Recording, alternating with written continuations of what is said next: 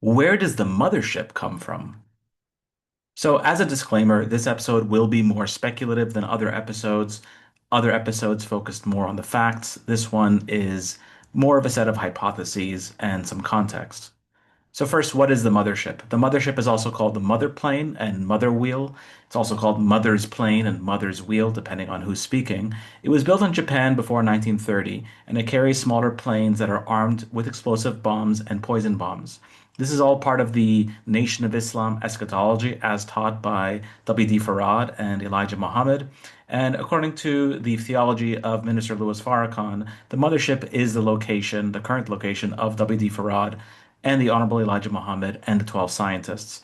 The book on the left here is a posthumous book released compiling the writings and speeches of Elijah Muhammad on the mothership. So that's going to be the main source on the theology of the mothership, and you can check that out. In terms of the history of airplanes, the 20th century was very significant. In 1903, you had the Wright brothers with their flight at Kitty Hawk, and this was the beginning of modern aviation. World War I had the use of planes as military vehicles. In the 1920s, you started seeing commercial flights and recreational flights. So this is the KLM Royal Dutch Airline, which is one of the first, I think, the first airline in the world. And then you started seeing in the 1920s passenger flights. And of course, interest in air travel became heightened after Charles Lindbergh's 1927 nonstop transatlantic flight. As you can see, he flew from Paris to San Diego nonstop in one go. The first major commercial plane was the Douglas DC-3, and then you started having, regular passenger, commercial, and recreational flights in the 1930s. As a bonus, you guys should check out the 1890s mystery airship phenomenon. So basically, in the 1890s, many people in America were claiming to see unidentified flying objects, and this was, years before the Wright brothers. And so there is a legitimate question as to what were these people seeing. This was, of course, before the mothership was allegedly built. This is before airplanes, military recreation, or passenger planes were around.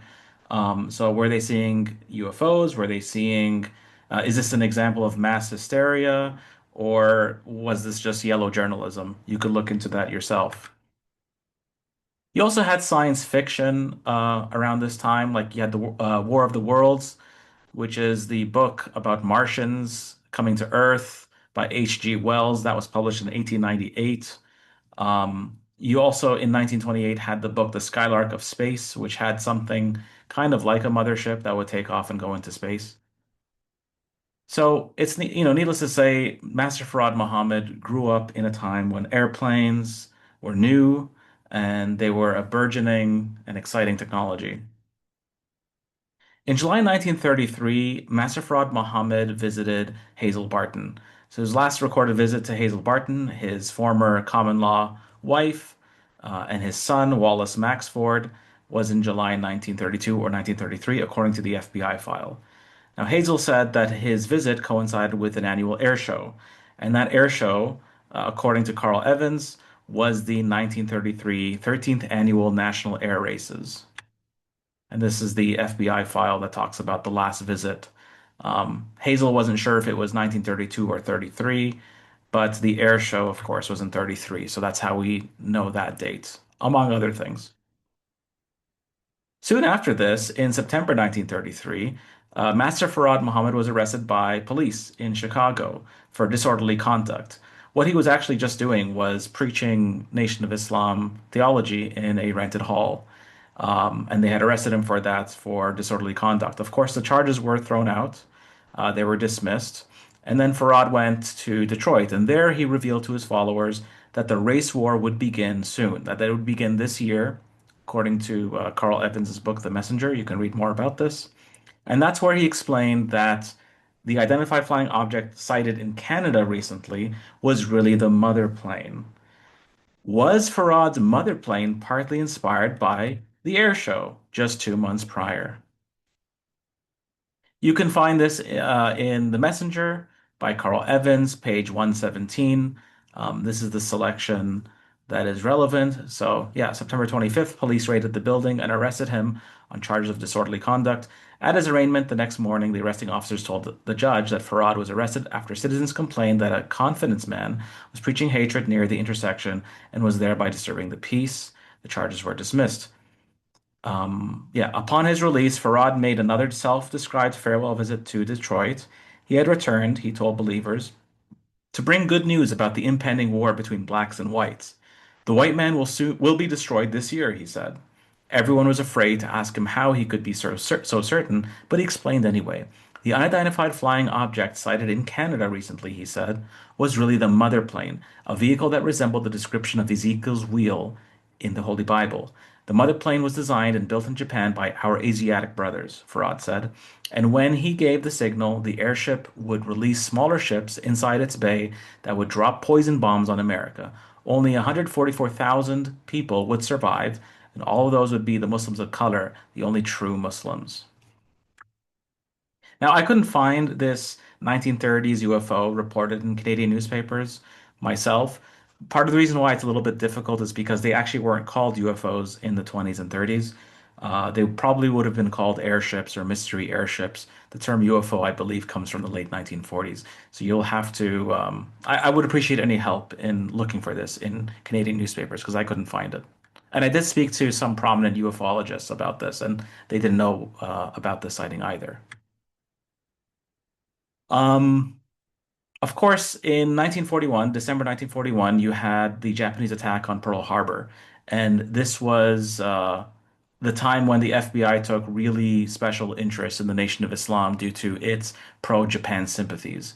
So, again, quoting from the FBI file this time, we see a case file dated October 18th, 1943, which includes a description of the mother plane.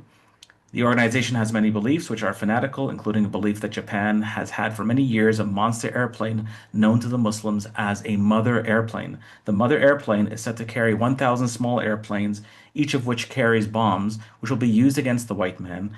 Each bomb is said to be such size to penetrate the earth for a distance of 1 mile and to destroy an area 50 square miles when it explodes. The Muslims have also told their people that the Japanese have superior equipment of every kind and description. And then, of course, you have more detail in the February 1957 case file that you can see below. According to FBI transcriptions of Elijah Muhammad's sermons, he frequently taught, and this would have been before World War II, that the Japanese will slaughter the white man, quote unquote. This is also from Carl Evans's book. Quote, the Japanese will slaughter the white man, Elijah Muhammad said in numerous sermons, transcribed copies of which later fell into the hands of the FBI. Now, we do know that Master Farad Muhammad would speak alongside Major Takahashi. We know this from Louis Farrakhan and from Supreme Minister John Muhammad. Major Takahashi was an alleged Japanese major of the Japanese army who was active in Detroit in the 1930s. Now, I call them frenemies, Farad and Takahashi, because they were competing over the same flock. They were both kind of in the same mission. They would speak alongside one another. But at the same time, Major Takahashi had his Society for the Development of Our Own, which had copied some Nation of Islam symbolism and rhetoric, and he was trying to recruit people into that organization. And Farad would often say that he could, or in that one instance, would say that he could destroy America faster than how the Japanese could destroy America. And if you don't believe me, you can look at this video that I uploaded in 2017, where Minister Farrakhan confirms that Major Takahashi was a relevant figure in the early Nation of Islam, and that Elijah Muhammad had been saying that the sun rising from the west was actually the Imperial Japan, which was called the Empire of the Rising Sun, which of course attacked the West, attacked Pearl Harbor, which is an American base. So was Farad's mother plane the result of some foreknowledge of Pearl Harbor? I don't know. Farad showed the mothership to his followers. So Elijah Muhammad said that Master Farad Muhammad, quote, pointed out to us a dreadful looking plane and that it can be seen regularly in the sky. This is, you can find this in the FBI records. This is the link. Elijah Muhammad also says in a YouTube video, in a lecture of his from the 1970s, Elijah Muhammad said, I have seen that plane. I saw this plane. Is this the airship they saw? We cannot independently verify this, but it's possible that there was a unique airship that flew over Detroit or Chicago in the 1930s. Namely, the LZ-127 Graf Zeppelin was a large German passenger airship, and it was the largest airship in the world at that time, and it flew over Detroit and Chicago in October 1933. This is around the same time that Master Farad Muhammad was talking about the mothership. October 1933, after that September 1933 arrest. This is the Graf Zeppelin in Detroit. As you can see, gigantic, would have taken the city by storm. And in fact, over Chicago, the Graf Zeppelin also made an appearance, and you can see people poured out into the streets in order to look at it. Is this the mothership that Elijah Muhammad saw? Now, the Graf Zeppelin's not a perfect candidate. It is, of course, the timing and the harrowing images that are relevant to this study. But of course, the Graf Zeppelin was an oval. And sometimes the mother plane is described as an oval, but the best known and best attested descriptions note that it's actually circular, that it's half a mile by half a mile, which would not be an oval. Of course, the Graf Zeppelin was also not a military airship. It did not carry baby planes. There was, however, another ship very similar to the Graf Zeppelin that did carry baby planes. So this idea that there's a large plane that carries smaller planes, that was present in W.D. Farad's milieu. And so between 1931 and 1933, when Farad was most active, the U.S. Navy had an airship called the USS Akron, which was the world's first purpose-built flying aircraft carrier, and was able to carry, launch, and recover F-9C Sparrowhawk fighter planes while in flight. This is the F-9C Sparrowhawk fighter plane. It was also very common for fighter planes in those days to have three bombs. Of course, the mother plane, the baby planes would carry three bombs each, which would either be explosive bombs with drills that drill into the earth 1 mile deep and explode, or poison bombs. Of course, gas warfare was very prominent in World War One. But yes, you had the Japanese Mitsubishi B1M, the Mitsubishi B2M, the Aichi D1A, and the American Curtiss F8C Helldiver, the Martin T4M, the Great Lakes BG, and the Vought SBU Corsair. And all of these would carry up to three bombs, just like the baby planes on Master Farad Muhammad's mothership. This is also the beginning of aircraft carriers. So Japan's first aircraft carrier was called the Hosho, which was literally Phoenix flying. This is from 1922. And of course, these aircraft carriers were made out of steel. And Master Farad Muhammad taught that the mothership was made out of steel. So again, similar candidates here with some similarities. What about scripture? Of course, the Honorable Elijah Muhammad and possibly W.D. Farad used scripture to describe the mother plane. Ezekiel 1 in particular describes a revelation in the form of a wheel. And in the 20th century, ufologists would use this verse and this scripture to describe um, ancient UFO sightings. The book Chariot of the Gods comes to mind. Now, of course, for the Nation of Islam, really all UFO sightings are potential mother plane sightings, or at least baby plane sightings. Ezekiel's vision would become the primary scripture for the mother plane, and Elijah, of course, would also draw from the shooting star verses in the Quran, the Book of Revelation, signs in the sun. Sorry, Gospel of Luke, the signs in the sun and the moon and the stars, uh, and also Quranic and biblical references to hellfire would all be related to the mother plane. When do we expect the mothership to attack? The Honorable Elijah Muhammad said that Farad taught that the mother plane could fly 40 miles above the earth. Elijah goes on to say that the 40 miles figure may actually be metaphorical. They may actually be symbolic for 40 years instead of 40 miles.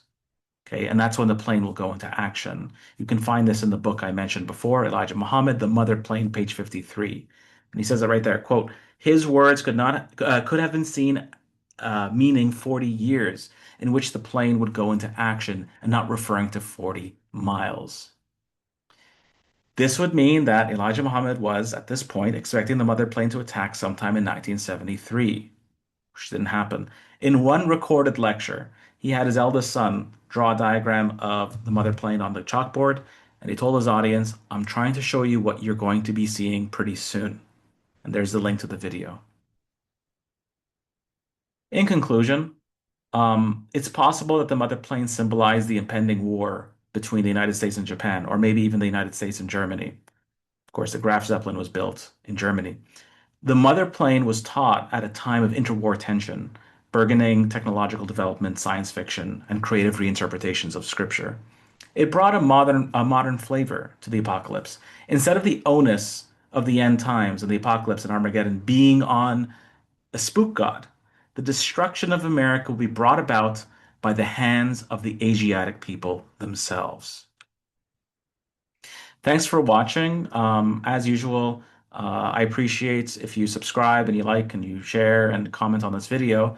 And if you'd like to learn more about this and see all the references, you can go to my book, W.D. Farad, The Man, Myth, and Mystery Behind the Nation of Islam by John Andrew Morrow and Bilal Muhammad. And I'll put the link to Amazon for this if you'd like to purchase it. With that, I bid you all farewell. Assalamu alaikum wa rahmatullah.